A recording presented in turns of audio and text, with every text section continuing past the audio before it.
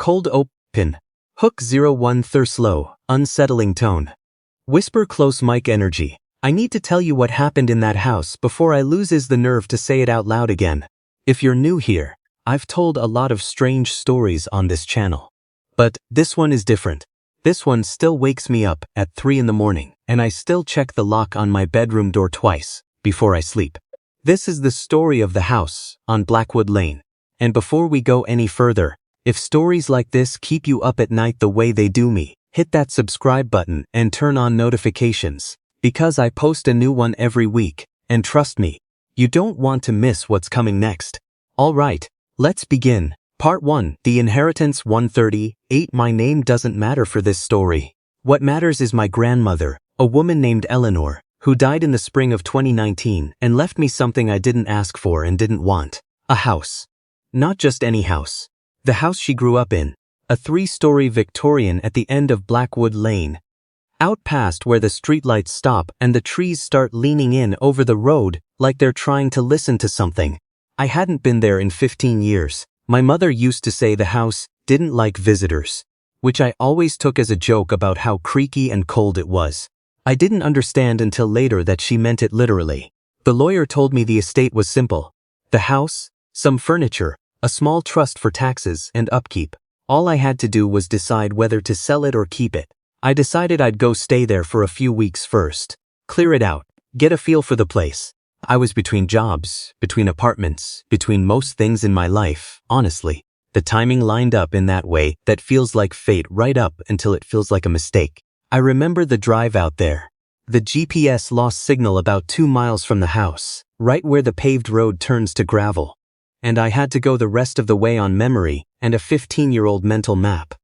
The gate was open. It's always been open, my grandmother used to say, since before she was born. Nobody in the family remembered a key ever existing.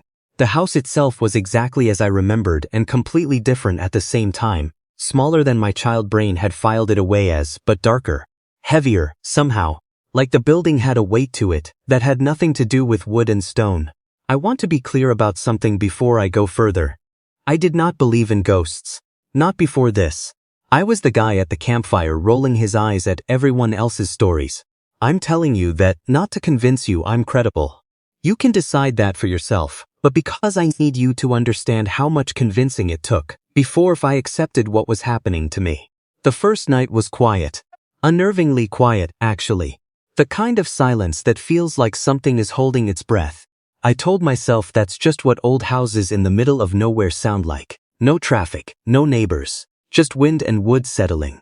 I didn't sleep well, but I chalked that up to a strange bed and a stranger house. It was the second night when things started. Subscribe, reminder. Soft. Brief, natural break. Narrator tone shifts, slightly warmer. Then back down. Quick reminder before we go further into the house. If you're enjoying this one, drop a like and subscribe so you don't miss the next story. It genuinely helps the channel more than you'd think. Okay, back to Blackwood Lane. Part 2, The Sounds Upstairs. 8:16. The second night. I woke up at 2:47 a.m. I remember the time exactly because I looked at my phone the second I opened my eyes. Already knowing something had pulled me out of sleep. Footsteps. Slow, deliberate footsteps on the floor above me. Here's the thing. I was sleeping in what used to be my grandmother's room, on the 2nd floor. There was no 3rd-floor bedroom. The attic above me had been sealed for as long as anyone in the family could remember. My mother told me once that Eleanor kept it locked, and never once mentioned what was inside. The footsteps crossed from one side of the ceiling to the other, paused, then crossed back. I told myself it was an animal. Raccoons get into old attics all the time, I reasoned. Raccoons, possums, something with 4 legs and no interest in me whatsoever. I did not go check that night. I want to be honest about that. I lay there with my eyes open until the sky started turning gray, and only then did the footsteps stop. In the morning, I convinced myself it was nothing, the way you do in daylight. Old houses shift. Wood contracts in the cold. I made coffee, started sorting through boxes in the parlor, and put it out of my mind. It happened again the 3rd night, and the 4th, always around the same time, between 2:30 and 3 a.m. A window of time I'd later learn people call the witching hour, though at the time I didn't know that or care to. On the fifth night, I did something I now deeply regret. I decided to go up and check. The attic door was at the end of the second-floor hallway, behind a section of wall that had been papered over so many times it barely looked like a door at all. Just a seam, a shadow of a rectangle if you knew where to look. It wasn't locked. That surprised me.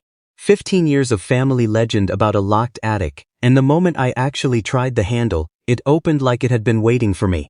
The stairs up were narrow and steep, the kind that were built for a much smaller version of a person 100 years ago. My flashlight beam caught dust hanging so thick in the air it looked solid. And at the top of those stairs, the footsteps I'd heard every night for a week, they stopped, completely. The second my foot hit the bottom stair, the house went dead silent. I climbed up anyway.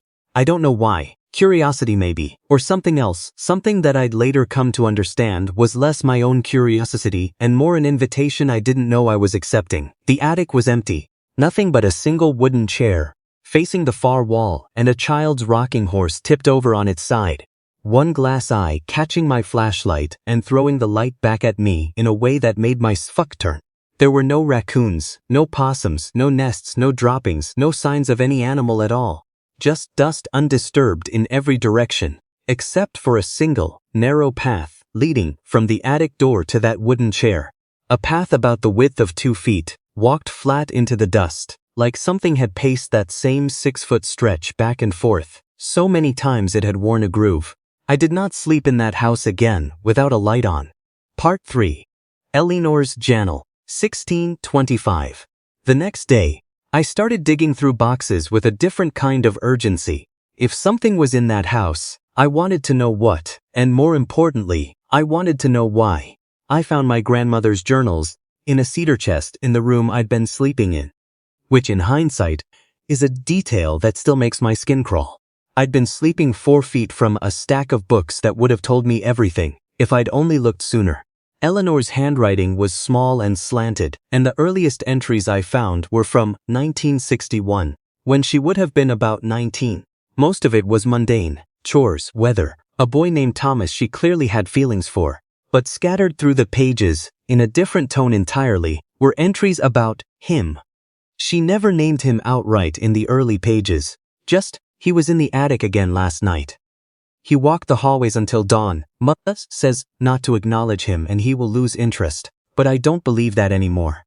Further in, a longer entry, dated October 1963, is the one that changed everything for me. I'm going to read part of it to you now, as close to her exact words as I could piece together from the fading ink. Father says the house has always had him, since before we bought it, since before the Hargrove family owned it, since as far back as anyone can trace the land. He does not hate us, I believe that truly, but he does not think of us as separate from himself either. He thinks the house is his, and everything in it, including whoever lives here, is simply part of the house. Mother says the trick is to never let him think you are trying to leave. He does not like being left. I sat with that for a long time. He does not like being left. I kept reading. Entry after entry described small rituals my great-great-grandmother had apparently taught her daughters. Leave a lit candle in the attic window every night. Never let the house go fully dark. Never say the word leaving out loud inside its walls. Superstition, I told myself. Except every single entry that mentioned someone breaking one of those rules was followed, within days, by an entry describing something going wrong. A death. A disappearance. A fire in the East Wing that was never fully explained. In 1978, that killed my grandmother's younger brother. There was a section near the back of the journal, water damaged and harder to read, where Eleanor wrote about finally leaving the house herself, decades later, after her husband passed. She wrote about how she told the house, out loud, that she was only going for a visit to her daughters, and that she would come back. She never did come back to live there. She died 40 years later, and the house sat empty that entire time, except, apparently, for whatever had been pacing that attic the whole time, waiting. I put the journal down and looked at the ceiling above me.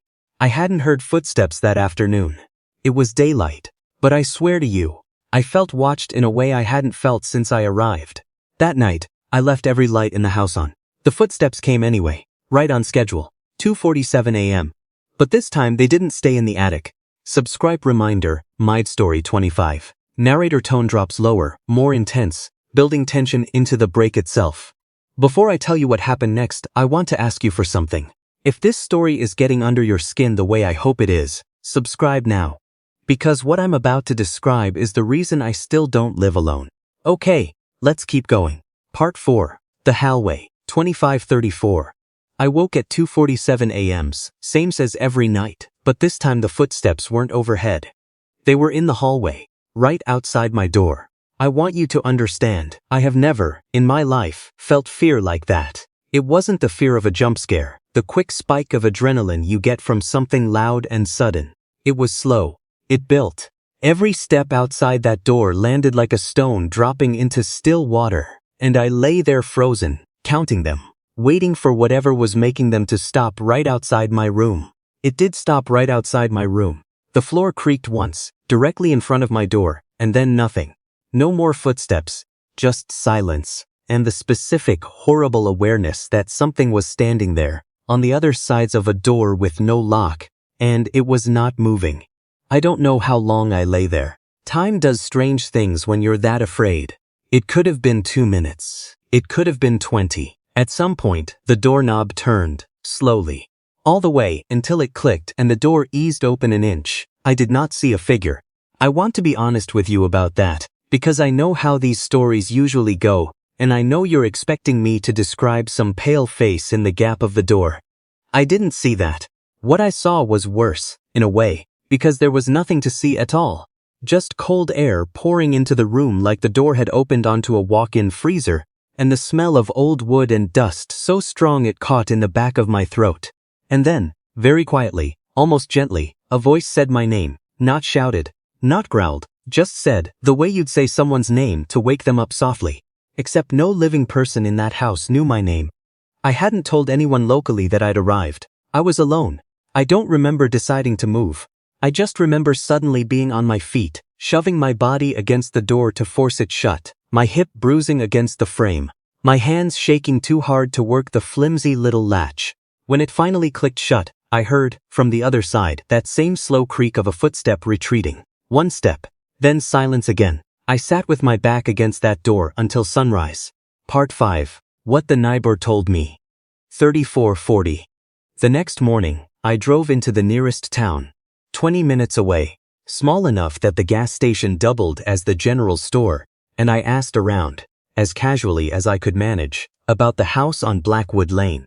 Most people either didn't know it, or didn't want to talk about it. But one woman, older, maybe in her 70s, running the register at the gas station, looked at me for a long moment when I mentioned the address, and said, "You're Eleanor's grandson." I said I was. She nodded slowly, like that explained something to her. And she told me that she'd grown up 2 properties over, back when there were still other houses on that road. She said her mother used to tell her never to walk past the Blackwood gate after dark, because the thing in that house doesn't like to be looked at by strangers. And it really doesn't like to be left. I asked her what she meant by left. She said, and I remember this almost word for word, because it matched Eleanor's journal so closely it turned my blood cold, that every family who ever tried to move out of that house all at once, without warning, without some kind of goodbye, lost someone before they made it out. She said the Hargrove family, 2 owners before my family bought it, lost their youngest son the week they tried to sell. He wandered off into the woods behind the house and was never found. She said that was in the 1930s. She said the family sold anyway, terrified, and moved out that same month. Then she looked at me and asked how long I'd been staying there. I told her a week. She told me to go back, get whatever I actually needed, and leave the way Eleanor apparently had, telling the house, out loud, that I was coming back, whether or not that was true. She said it was the only thing she'd ever heard that worked. She said it wasn't really about lying to a ghost. It was about not triggering whatever the house became when it felt abandoned. I know how insane this sounds. I want you to know that I know. But I'd spent a week in that house, and I'd heard my name spoken by something with no body, and at that point I would have tried anything. Subscribe reminder. Lat. Queeter now. More like a confession than an ad. I'm almost done telling you this one. If you've made it this far, Do me a favor and subscribe. I promise the way this ends is worth sticking around for. Part 6. The Goodbye. 40:47 noon. I drove back to the house that afternoon, packed everything I actually needed into my car in under 20 minutes, and left the rest. Eleanor's furniture, most of the boxes, things that could be handled later by someone else or never. Before I got in my car, I stood at the edge of the porch, and I felt genuinely ridiculous doing it. But I said, out loud, into the open front door, I'm going to visit my mother for a while. I'll be back soon. This is still my house. I don't know what I expected. Nothing, maybe. Or something dramatic. A slam of a door, a scream, some horror movie payoff. What actually happened was quieter, and somehow worse. The temperature on that porch dropped sharply in the middle of a warm afternoon, enough that I could see my breath for just a moment. And from somewhere deep inside the house, the attic I think, though I couldn't say for certain, I heard one long creak, like a chair settling under weight, like whatever sat in that chair every night had just leaned back, satisfied. I got in my car. I did not look back at the house in my rearview mirror, not because of any superstition, but because I genuinely could not make myself do it.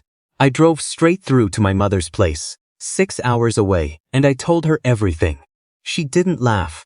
She didn't tell me I was imagining things.